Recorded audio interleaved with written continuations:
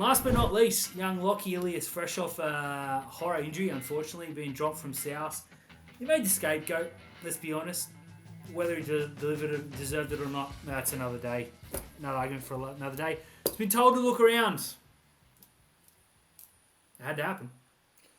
It had to happen. I don't think he's got a spot in the NRL next year. I think he needs to go and do a Brodie Croft. Yep.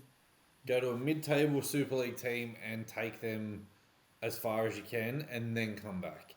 He was thrust into... Like Demetrio. He was thrust into... Demetrio got life without Reynolds. And he was literally life after Reynolds. Yeah. You know? That's the thing. Like it's not as if he stepped into a scrub's boots. You're talking about a guy who's 35, 36 years old at the moment, and he's still one of the premier halfbacks in the competition. I mean, who would take him? Like he's lazily been linked with the Bulldogs. Lazily been linked with the Bulldogs. He is not what they need. He'll get linked with the Gold Coast Titans.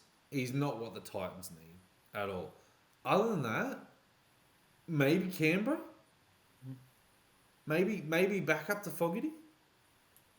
Bench option. I don't know. Maybe. Mate, there's not many spots for him.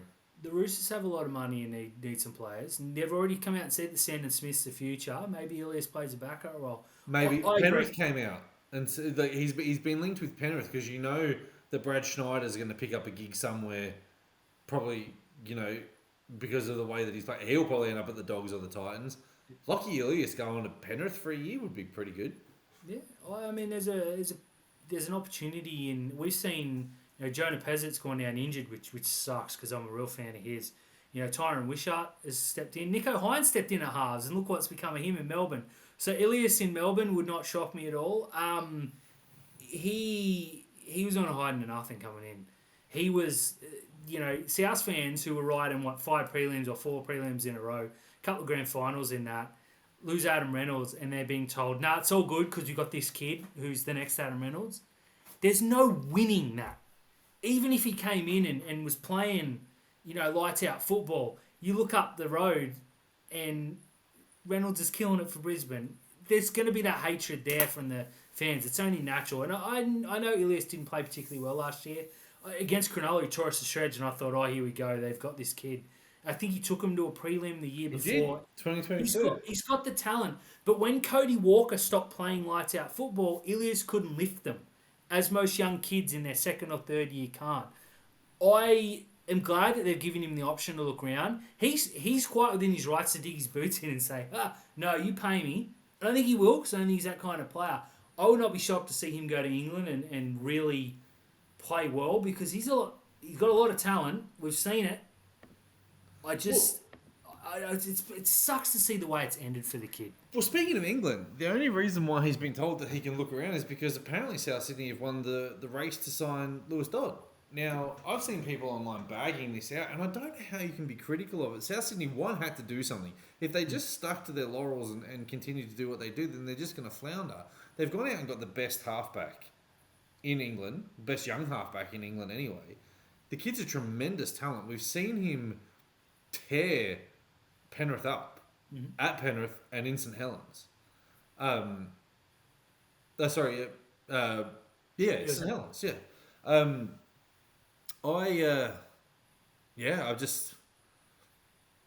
I don't know. Like I think it's brilliant. I think it's absolutely brilliant that they've got Lewis Dodd. And I think it's a great move for him. And this is the reason why Ilias has been told that he can go. But again, if you're Ilias, you probably turn around and go, dig your heels in, play reserve grade, wait for Cody Walker to go.